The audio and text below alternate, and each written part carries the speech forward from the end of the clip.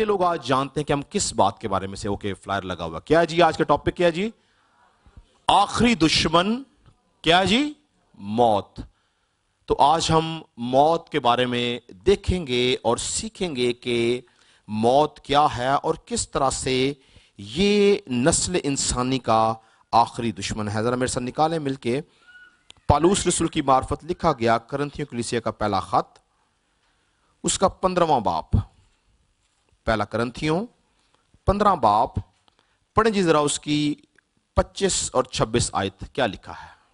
پہلا کرنتھیوں 15 باب 25 اور 26 آیت. کیونکہ جب تک کہ وہ سب دشمنوں کو اپنے پاؤں تلے نہ لے آئے اس کو بادشاہی کرنا ضرور ہے. سب سے پچھلا دشمن جو نیست کیا جائے گا وہ موت ہے. جی ہاں، سب سے پچھلا دشمن جو نیست کیا جائے گا وہ کیا ہے جی؟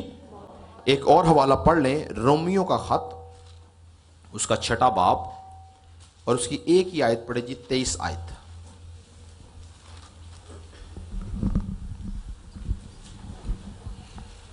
کیونکہ گناہ کی مزدوری موت ہے، مگر خدا کی بخشش ہمارے خداوند مسیح یسوع میں ہمیشہ کی زندگی ہے. آمین. تو آج ہم دیکھیں گے کہ کس طرح سے موت جو ہے وہ نسل انسانی کا آخری دشمن ہے. موت انسان کا سب سے پہلا دشمن گناہ ہے اور سب سے آخری دشمن موت ہے. یاد رکھنا، سب سے پہلا دشمن کیا جی؟ گناہ، اور سب سے آخری دشمن ہے موت. تو انسان نے جب گناہ کیا تو اس کو گناہ کی جو مزدوری ملی یا گناہ کا جو پھل ملا وہ موت تھی. اس لیے جب کوئی گناہ، کیا لکھا ہے؟ جو جان گناہ کرتی ہے سو مرے گی. یعنی جب ہم گناہ کرتے ہیں تو ہم مرتے ہیں. آج ایک بات جو خاص طور پر سیکھنے والی ہے، آپ جانتے ہیں اس دنیا میں بہت سارے لوگ ہیں جو وقت سے پہلے مر جاتے ہیں. آپ جانتے ہیں کہ اس دنیا کے اندر ارلی ڈیتھ کی سپرٹ ہے. بے شمار خاندان، بے شمار نوجوان، بے شمار لوگ اس سپرٹ کا شکار ہوتے ہیں، وہ وقت سے پہلے مر جاتے ہیں. اور یہ سپرٹ جو ہے یہ اس دنیا کے اندر کام کرتی ہے، لیکن ہم دیکھیں گے کہ کن میں کام کرتی ہے اور کون سے لوگ بچائے جاتے ہیں. تو سب سے پہلی بات یاد رکھنی، سب سے پہلا دشمن گناہ ہے اور آخری دشمن جو ہے وہ موت ہے. میں نے آپ کو گناہ کے معنی بتائے تھے. گناہ کے معنی تھے، یہ گناہ جو ہے عبرانی زبان کے لفظ چتا سے لیا گیا ہے، جس کے معنی ہے خدا کے حکم کی بغاوت یا خدا کی نافرمانی. اور موت لفظ جو ہے یہ عبرانی زبان کا لفظ ہے، ماوت سے لیا گیا ہے، جس کا مطلب ہے جدائی. تو جب کوئی شخص خدا کے حکم سے بغاوت کرتا ہے تو یاد رکھے کہ وہ خدا کے حضور سے جدا کر دیا جاتا ہے، خدا کے حضور سے ختم کر دیا جاتا ہے، خدا سے اس کا تعلق ختم ہو جاتا ہے. اور بہت سارے لوگ یہ سمجھتے ہیں کہ شاید گناہ کے وسیلہ سے موت آئی. ایسے ہی ہے، ہم کیا سمجھتے ہیں کہ گناہ کے وسیلہ سے موت آئی. آپ جانتے ہیں گناہ کے وسیلہ سے موت نہیں آئی تھی. موت گناہ سے پہلے بھی موجود تھی، مگر وہ موت جو تھی، جو گناہ سے پہلے موجود تھی، وہ نسل انسانی کے لیے نہیں تھی. وہ موت جو تھی وہ ان فرشتوں کے لیے تھی جو آسمان سے گرائے گئے تھے. اس موت کا ہم سے کوئی تعلق نہیں تھا، مگر ہم نے گناہ کے وسیلہ سے اس موت کو اپنے اوپر ایکٹیویٹ کرا لیا. میرے ساتھ نکالیں پیدائش کی کتاب اس کا 2 باب، پیدائش کی کتاب اس کا 2 باب پڑھیں جی ذرا 15ویں اور 17ویں آیت میں کیا لکھا ہے. اور خداوند خدا نے آدم کو لے کر باغ عدن میں رکھا کہ اس کی باغبانی اور نگہبانی کرے. اور خداوند خدا نے آدم کو حکم دیا اور کہا کہ تو باغ کے ہر درخت کا پھل بے روک ٹوک کھا سکتا ہے، لیکن نیک و بد کی پہچان کے درخت کا کبھی نہ کھانا، کیونکہ جس روز تو نے اس میں سے کھایا تو مرا. کیونکہ جس روز تو نے اس میں سے کھایا تو، اس کا مطلب کیا ہے کہ موت تو پہلے سے موجود تھی. موت کا وجود پہلے سے تھا، موت کی قوت پہلے سے تھی. اس لیے خدا جو ہے وہ موت کو متعارف کرواتا ہے اور یہ کہتا ہے کہ جس روز تو نے نافرمانی کی، جس روز تو نے یہ پھل کھایا، جس روز تو نے گناہ کیا، تو مرا۔ تو یاد رکھیں یہ موت جو تھی یہ میرے اور آپ کے لیے نہیں تھی، اس موت کا ہم سے کوئی تعلق نہیں تھا۔ ہم زندگی کے لیے بنائے گئے تھے، ہم زندگی کے لیے پیدا کیے گئے تھے، ہمیں اس لیے تخلیق کیا تھا تاکہ ہم زندہ رہیں اور خدا کی حضوری میں رہیں، مگر یہاں پر نافرمانی کے باعث یہ موت جو تھی یہ ہم نے اپنے اوپر ایکٹیویٹ کروائی۔ آج بھی وہ لوگ جو ارلی ایجز کے اندر یعنی جوان مر جاتے ہیں، یاد رکھیں یا تو ان کے ذاتی گناہ ہوتے ہیں یا آباء و اجداد کے گناہ ہوتے ہیں، ان کے پیچھے وہ سپرٹس ہوتی ہیں جو ان کو وقت سے پہلے لے جاتی ہیں، ورنہ بائبل مقدس یہ کہتی ہے کہ تو اپنی پوری عمر کر کے مرے گا۔ راست باز کو کہا گیا کہ وہ پوری عمر کر کے مرے گا۔ ہم دیکھیں گے کہ یہ اسپرٹ جو ہے یہ کس طرح سے آج بھی نسل انسانی میں کام کرتی ہے۔ خدا نے انتباہ کی، خدا نے تلقین کی کہ جس روز تو نے اس پھل میں سے کھایا تو مرا۔ اور آپ جانتے ہیں کچھ علماء اس اسپرٹ کو یعنی موت کی اسپرٹ کو کہتے ہیں کہ یہ بدروح ہے، یہ ڈیمن ہے۔ موت کا جو ہے وہ قوت نہیں ہے، یاد رکھیں موت قوت نہیں ہے۔ جس طرح اکثر بہت سارے لوگ روح القدس کو ہوا سمجھتے ہیں یا روشنی سمجھتے ہیں یا سمجھتے ہیں کہ روح القدس ایک شخصیت ہے، ایسے موت بھی ایک شخصیت ہے۔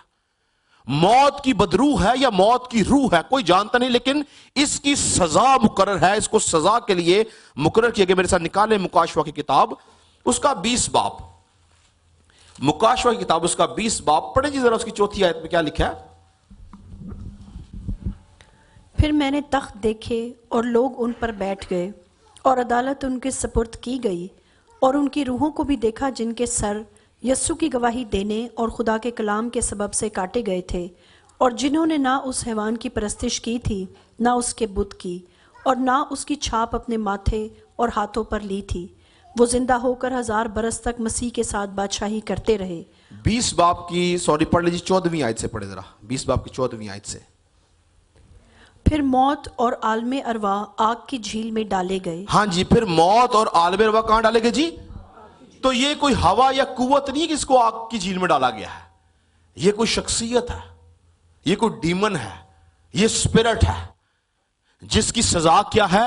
آگ اور گندک کی جھیل۔ کیا لکھا ہے؟ پھر موت اور عالم ارواح کو آگ کی جھیل میں ڈالے گئے۔ یہ آگ کی جھیل دوسری موت ہے، تو اس کی سزا مقرر ہے۔ خدا نے اس اسپرٹ کو دنیا میں رہنے دیا ہے، اور کچھ علماء یہ کہتے ہیں کہ خدا جو ہے اس اسپرٹ کو انسان کی سزا کے لیے استعمال کرتا ہے۔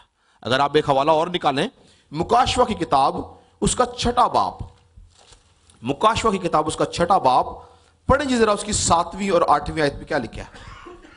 اور جب اس نے چوتھی مہر کھولی تو میں نے چوتھے جاندار کو یہ کہتے سنا کہ آ، اور میں نے نگاہ کی تو کیا دیکھتا ہوں کہ ایک زرد سا گھوڑا ہے اور اس کے سوار کا نام موت ہے۔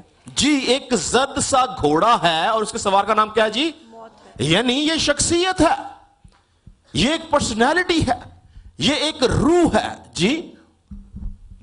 اور موت ہے اور عالم ارواح اس کے پیچھے پیچھے ہے۔ ہاں جی، عالم ارواح اس کے پیچھے پیچھے ہے، اور ان کو چوتھائی زمین پر یہ اختیار دیا گیا کہ تلوار اور کال اور وبا اور زمین کے درندوں سے لوگوں کو ہلاک کریں۔ جی ہاں، تو یہاں پر خدا کی طرف سے اتھارٹی ملی ہے کس کو؟ موت کو، کہ وہ 1/4 زمین کے اوپر اختیار ہے کہ لوگوں کو مارے۔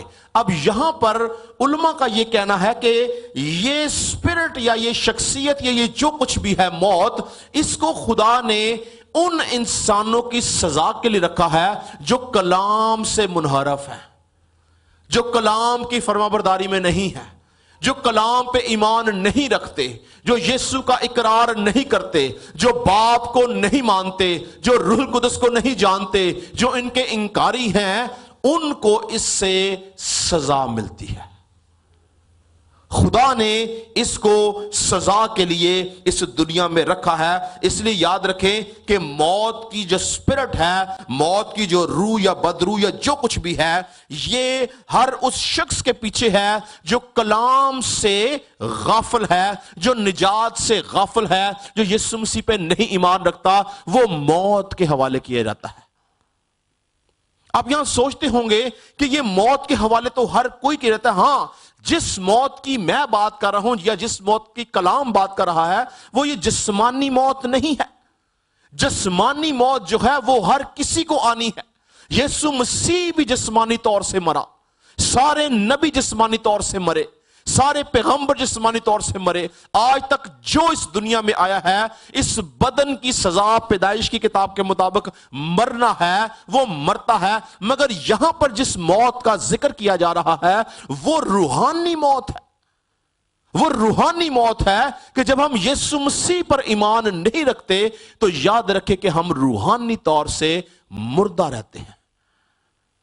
جسمانی طور سے ہر شخص مرے گا، کیونکہ کلام کا فیصلہ ہے. خدا نے جب آدم اور حوا نے گناہ کیا تو خدا نے بولا کہ تو خاک اور خاک میں پھر لوٹ جائے گا. جسمانی طور سے مرنا ہے. مگر آج ہمیں فکر کس بات کی ہونی چاہیے کہ ہم جو ہے روحانی طور سے نہ مریں. اگر ہم جسمانی طور سے مر بھی جائیں تو کوئی فکر نہیں ہے، مگر اگر ہم روحانی طور سے مریں گے تو یاد رکھیں خدا کے حضور سے کاٹ ڈالے جائیں گے. اور اس بات کو بھی یاد رکھیں کہ آدم کے گناہ کے بعد جو موت ہے وہ ایک حاکم کی طرح انسان پہ قابض ہے. حاکم کیا کرتا ہے؟ حاکم اپنی مرضی سے کسی کو کنٹرول کرتا ہے. جو ملک کا حاکم ہوتا ہے وہ اپنے قانون نافذ کرتا ہے، اس کی مرضی چلتی ہے، اس کے بغیر پتہ بھی نہیں ہلتا. ایسے ہی ہے نا؟ تو یاد رکھیں کہ کلام کے مطابق موت جو ہے وہ نسل انسانی پر حاکم کی طرح قائم کی گئی ہے. موت کو کوئی شخص اپنے قابو میں نہیں کر سکا. کوئی شخص موت کو روپے پیسے سے خرید نہیں سکتا کہ وہ میرے پہ نہ آئے. موت جو ہے اس کو آپ روک نہیں سکتے، اس کو آپ انتظار نہیں کروا سکتے، اس کو آپ ٹھہرا نہیں سکتے. موت کا برتاؤ جو ہے وہ ہر کسی سے ایک طرح کا ہے. چاہے کوئی امیر ہے، چاہے کوئی غریب ہے، چاہے کوئی بادشاہ ہے، چاہے کوئی فقیر ہے، موت ہر کسی کو ایک طرح سے ڈیل کرتی ہے. آج تک کوئی شخص اس دنیا کے اندر موت سے نہیں بچ سکا. طاقتور سے طاقتور انسان اور کمزور سے کمزور انسان کوئی کبھی موت سے نہیں بچا. کبھی کسی دولت مند شخص نے بھی دولت کے وسیلہ سے موت کو نہیں روکا. اگر کوئی دولت مند موت کو روک سکتے تو کئی دولت مند اس دنیا میں گزرے جو اس کو روک لیتے ہیں. آپ جانتے ہیں کہ جو مائیکل جیکسن تھا اس کا دعویٰ تھا کہ میں 100 سال جیوں گا، اور اس کے ساتھ آپ پڑھیں، اس کو کبھی گوگل پہ سرچ کریں اس کی، تو اس کے ساتھ کچھ 40 سے 50 ڈاکٹروں کی ٹیم رہتی تھی ہر وقت جو اس کو چیک کرتے رہتے تھے. لیکن اس کی دولت، اس کی ٹریٹمنٹ اس کو موت سے نہیں روک سکی. وہ 50 سال کی عمر میں چلا گیا. لیڈی ڈیانا ایک امیر ترین عورت تھی، اس کی دولت اس کو نہیں روک سکی. سکندر اعظم ایک امیر ترین شخص تھا، طاقتور شخص تھا، اس کی طاقت اس کو نہیں روک سکی. فرعون سے بڑا کوئی طاقتور تھا جو اپنے آپ کو خدا کہتا تھا، موت کو وہ بھی نہیں روک سکا. نمرود زبردست سورما، لکھا خدا کے سامنے زبردست سورما، جس نے خدا کا مقابلہ کیا، وہ بھی موت کو نہیں روک سکا. موت کو اگر کوئی روک سکا ہے تو وہ میرا اور آپ کا منجی خداوند یسوع مسیح ہے. ہاللیلویہ.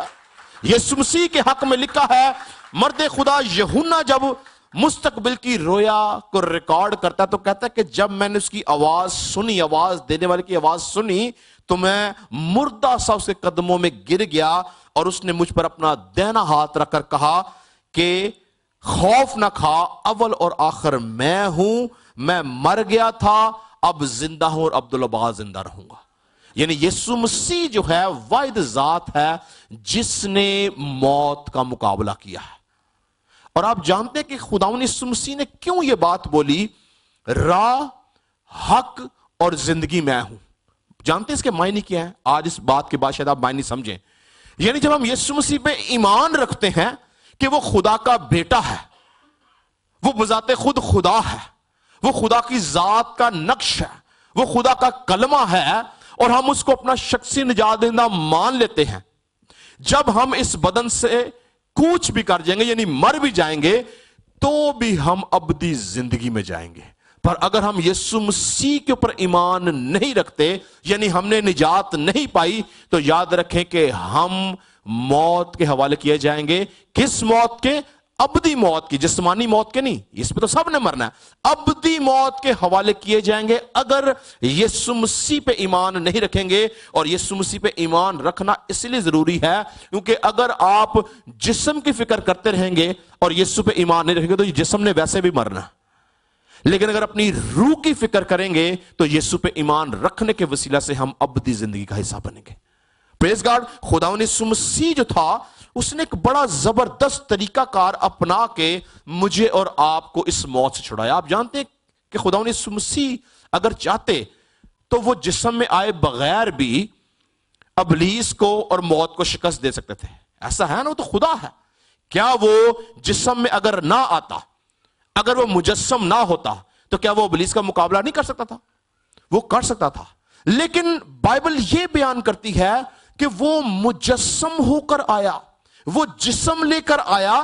کیوں؟ اس کا جسم لے کر آنا ہمارا کفارہ تو تھا ہی، ساتھ موت کو بھی شکست دینا تھا، ساتھ ابلیس کو بھی شکست دینا تھا۔ میرے ساتھ نکالے ایک حوالہ، عبرانیوں کا خط اس کا 2 باب، عبرانیوں کا خط اس کا 2 باب پڑھیں جی ذرا، اس کی 14 سے 16 آیت پہ کیا لکھا ہے؟ پس جس صورت میں کہ لڑکے خون اور گوشت میں شریک ہیں تو وہ خود بھی ان کی طرح ان میں شریک ہوا، تاکہ موت کے وسیلہ سے اس کو جسے موت پر قدرت حاصل تھی یعنی ابلیس کو تباہ کر دے۔ جی ہاں، کیا لکھا ہے؟ پس نیچے کریں، کیا لکھا ہے؟ پس جس صورت میں ہاں بس جس صورت میں لڑکے خون اور گوشت میں شریک ہے۔ یہ کن کی بات؟ لڑکے کون ہے؟ یہ ہماری بات ہو رہی ہے، انسانوں کی بات ہو رہی ہے۔ انسان جو ہیں وہ پہلے دن سے بدن، خون، گوشت، ہڈی کے ساتھ بنائے گئے ہیں۔ کیا لکھا ہے؟ پس جس صورت میں لڑکے خون اور گوشت میں شریک ہیں، یعنی ہم خون اور گوشت میں ہیں، تو وہ خود بھی کون؟ یسوع مسیح، یعنی یسوع مسیح زمین پر آنے سے پہلے خون گوشت میں نہیں تھا، بلکہ وہ تو روح ہے۔ کیا لکھا؟ خدا روح ہے، یسوع مسیح روح تھا۔ کیا لکھا؟ وہ خود بھی ان کی طرح، کن کی طرح؟ ہماری طرح ان میں شریک ہوا، یعنی بدن لے کر مجسم ہو کر آیا، تاکہ، وجہ کیا تھی؟ تاکہ موت کے وسیلہ سے، یعنی اپنی جسمانی موت کے وسیلہ سے جسے موت پر قدرت حاصل ہے، یعنی ابلیس کو تباہ کرے۔ ہیلیلویا! یعنی خداوند یسوع مسیح جو تھا وہ جسم لے کر اس لیے آیا تاکہ وہ اس جسم میں رہتا ہوا ابلیس کو اور موت کو شکست دے، کیونکہ جب آدم نے گناہ کیا تھا تو آدم کے گناہ کی سزا تھی موت، اور کفارہ ایک وجہ سے ہونا تھا کہ کوئی آدم کی طرح کا آدم آتا جو آدم کی طرح گناہ گار نہیں بلکہ بے گناہ ہوتا، اور آدم کی نسل میں کوئی بے گناہ نہیں تھا، یسوع واحد ذات تھی جو بے گناہ تھا۔ اس لیے جب وہ مرا تو وہ موت جو باغ عدن میں ہوئی تھی روحانی، اس کا کفارہ ہو گیا۔ ہیلیلویا! وہ موت جو تھی جس کے باعث ہم خدا سے جدا کر لے گئے تھے، اس کو چھڑا لے گیا۔ اور یسوع مسیح جب مرا تو یاد رکھے روحانی عالموں میں اس بات کا اعلان ہوا کہ آدم کے گناہ کے باعث جو موت آئی تھی، وہ جس کو ایویڈنس کے طور پر، نوٹیفیکیشن کے طور پر روحانی عالموں میں لگایا تھا کہ انسان موت کے حوالے کیا جائے گا، وہ ایویڈنس اور وہ سٹیٹمنٹ، وہ قصور، وہ ضابطے سارے ختم کر دیے گئے۔ یسوع مسیح نے وہ ساری چیزیں صلیب کے اوپر جڑ دیں اور موت کا اثر ختم کر دیا۔ خداوند یسوع مسیح جسم میں شریک ہوا ہے، بدن میں شریک ہوا ہے، اور آپ جانتے ہیں کہ خداوند یسوع مسیح نے جسم میں رہتے ہوئے ابلیس اور موت کو شکست کیسے دیا؟ کبھی سوچے اس بات کو؟ آپ جانتے ہیں کہ موت کس کے اوپر آتی تھی؟ ابھی ہم نے کیا پڑھا؟ گناہ کی مزدوری، یعنی یسوع مسیح کی ذات میں گناہ نہیں تھا اور اس نے اس بات کا دعویٰ کیا۔ کیا لکھا ہے؟ یسوع مسیح نے بولا تم میں سے کون ہے جو مجھ میں گناہ ثابت کرے گا، اور کوئی شخص اس کے اوپر گناہ ثابت نہیں کر سکے کیونکہ اس کی ذات میں گناہ نہیں تھا. اور پھر خدا یسوع مسیح نے یہ دعویٰ بھی کیا کہ کوئی میری جان مجھ سے نہیں چھین سکتا. یہ دعویٰ تھا خدا یسوع مسیح کا. کیوں؟ کیونکہ اس کی ذات میں گناہ نہیں تھا. یسوع نے کہا کہ میری جان مجھ سے کوئی نہیں لے سکتا, میں اپنی جان خود دیتا ہوں. مجھے اپنی جان دینے کا بھی اختیار ہے, اس کو واپس لینے کا بھی اختیار ہے. یعنی موت کا اور ابلیس کا یسوع مسیح پہ کوئی اختیار نہیں تھا. اور یسوع مسیح نے اس بات کا دعویٰ کیا. نکالیں یوحنا کی انجیل اس کا 14واں باب, یوحنا کی انجیل اس کا 14واں باب پڑھیں جی ذرا 30 اور 31 آیت میں کیا لکھا ہے.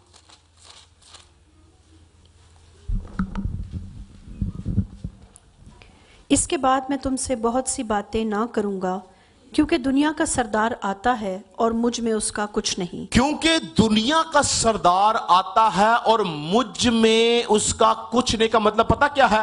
وہ کسی بھی طور سے مجھے گناہ آلودہ نہیں کر سکتا, وہ کسی بھی طور سے مجھ میں بدی نہیں ڈال سکتا, وہ کسی بھی طور سے مجھے دھوکہ نہیں دے سکتا, وہ کسی طور سے مجھے اپنے جال میں نہیں پھنسا سکتا. اس کا مجھ میں کچھ نہیں. کس کا؟ دنیا کا سردار. دوبارہ پڑھیں جب آپ کو سمجھ آئے گا. لکھا اس کے بعد میں تم سے بہت سی باتیں نہ کہوں گا کیونکہ دنیا کا سردار, یہ ابلیس کی بات کی جا رہی ہے, دنیا کا سردار آتا ہے اور مجھ میں اس کا کچھ نہیں. مطلب میرے اندر نہ گناہ ہے, میرے اندر نہ بدی ہے, میرے اندر نہ ناراستی ہے, میرے اندر نہ کوئی ایسی چیز ہے جو کہ مجھے ناراض کر سکے, اس لیے مجھ میں اس کا کچھ نہیں.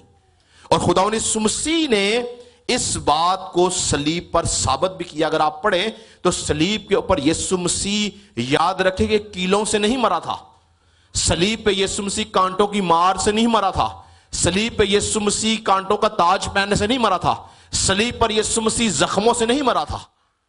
صلیب کو اگر آپ دیکھیں تو صلیب پہ یسوع مسیح جب لٹکا تھا, بے شک اس کی حالت بہت خراب تھی, مگر اس کی جان لی نہیں گئی بلکہ اس نے اپنی جان رضا کرانہ طور پر دی ہے.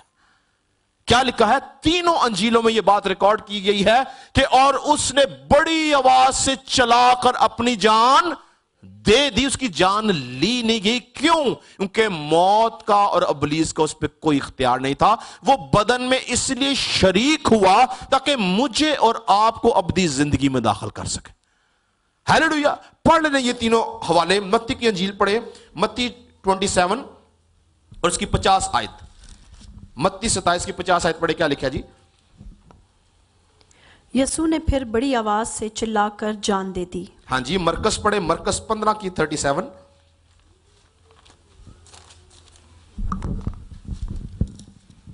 پھر یسوع نے بڑی آواز سے چلا کر دم دے دیا. ٹھیک ہے. لوکا کی انجیل میں آئیں جی 23 باب کی 46 ورس.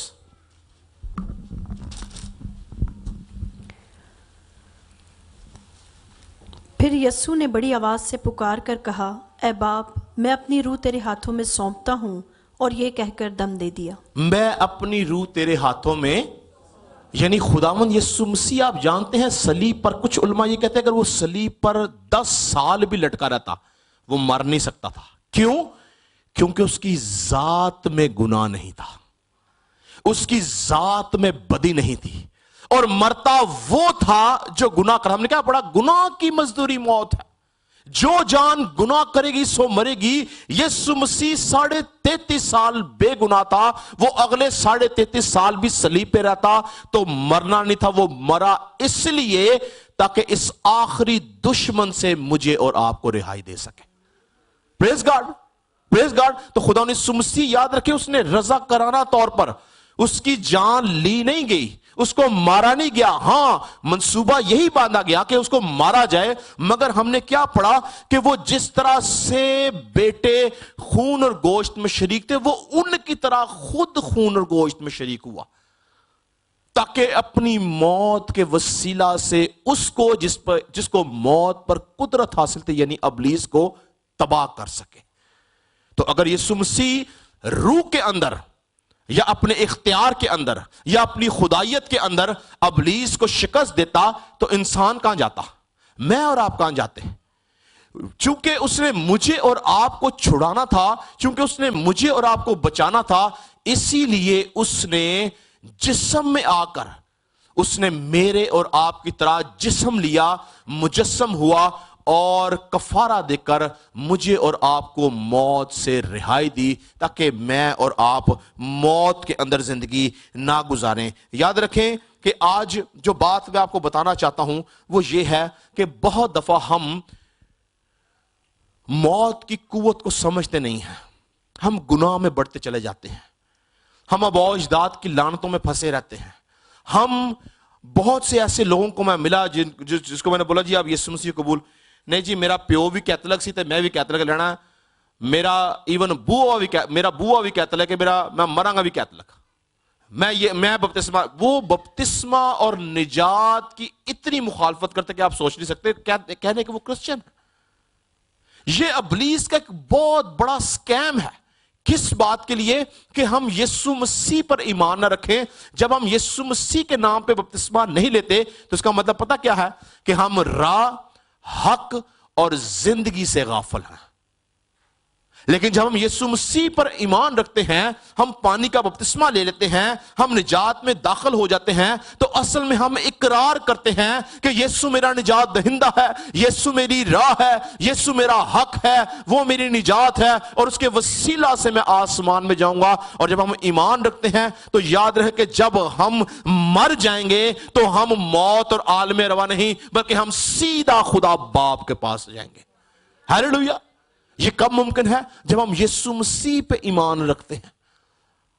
آج ابلیس بری طرح سے لوگوں کا ذہن متاثر کرتا کہ نہیں بس ہم کرسچن گھرانے میں پیدا ہوئے ہیں، ہم کرسچن ہیں۔ نو، یاد رکھیں بورن اگین کا تصور کسی ریلیجن میں نہیں ہے، نئے سرے سے پیدا ہونے کا تصور کسی ریلیجن میں نہیں ہے، نئی پیدائش کسی مذہب میں نہیں ہے۔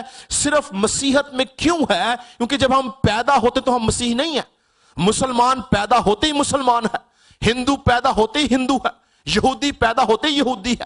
ہر کوئی اپنے مذہب میں جب پیدا ہوتا ہے تو وہ اس مذہب کا ہے، مگر واحد مسیحی مذہب ایسا ہے جب ہم اپنے ہوش و حواس میں، جب ہم جوان ہوتے ہیں، جب ہم اس بات کو سمجھتے ہیں کہ خدا کیا ہے، ابلیس کیا ہے، اس وقت جب ہم اپنی زندگی خداوند کو دیتے ہیں تب ہم مسیح ہوتے ہیں۔ اور ابلیس آج مسیحت میں بے شمار لوگوں کو اس بات پہ اس نے آمادہ کیا کہ نہیں تو مسیح گھرانے پیدا ہوا، تیری ضرورت نہیں مسیح کو قبول کرنے کی، تو مسیحی ہے۔ یاد رکھیں مسیحی گھرانے میں پیدا ہونا آپ کو مسیحی نہیں کرتا جب تک یسوع مسیح کی طرح، چھوڑ دیں باقی کی مثالیں، یوحنا بپتسمہ دینے والے کو چھوڑ دیں، پترس کو چھوڑ دیں، یعقوب کو چھوڑ دیں، پالوس کو چھوڑ دیں، یسوع مسیح کی طرح 30 سال کی عمر میں بپتسمہ لینا ضروری ہے۔ اگر ہم پانی کا بپتسمہ نہیں لیتے تو یاد رکھے کہ ہم مسیحی نہیں ہیں۔ بھلے میرا باپ بشپ بھی کیوں نہ ہو، میں بشپ کے گھر پیدا ہوا ہوں، میں مسیح نہیں ہوں۔ جب تک میں اپنی زندگی یسوع کو نہیں دیتا، جب تک میں اپنی زبان سے اقرار نہیں کرتا، جب تک میں نجات میں داخل نہیں ہوتا، جب تک میں یہ کہتا نہیں ہوں کہ یسوع مسیح میرے گناہوں کی خاطر موا، دفن ہوا، تیسرے دن مردوں میں سے جی اٹھا، کبریا کے دانے ہاتھ جا بیٹھا ہے، مجھے لینے کے لیے آنے والا ہے، میرا یہ اقرار مجھے روحانی عالموں میں مسیحی کرتا ہے۔ اور اگر میں یہ اقرار نہیں کرتا تو یاد رہے کلام مقدس کے مطابق میں مسیح نہیں ہوں، میں مسیح نہیں ہوں۔ اور اگر میں مسیح نہیں ہوں تو میرا آخری دشمن موت جو ہے وہ مجھے بادشاہ سے کاٹ ڈالے گی۔ پہلا دشمن گناہ تو ہمارے ساتھ پیدائش کے ساتھ ہوتا ہے۔ یاد رہے جب ہم پیدا ہوتے ہیں تو ہم گناہ کے ساتھ پیدا ہوتے ہیں، تو جو ہمارا پہلا دشمن گناہ ہے وہ تو پیدائش کے ساتھ ہی ہمیں مل جاتا ہے، لیکن اس سے نجات کی راہ ہم اس وقت پاتے ہیں جب یسوع مسیح کو قبول کرتے ہیں۔ اگر یسوع مسیح کو ہم قبول نہیں کرتے تو یاد رکھیں کہ ہم ابدی زندگی میں داخل نہیں ہوں گے۔ اسی لیے یسوع مسیح نے نیکودیمس کے ساتھ کیا بات کی تھی؟ یاد رکھیں، نکالیں میرے ساتھ یوحنا کی انجیل، یوحنا کی انجیل اس کا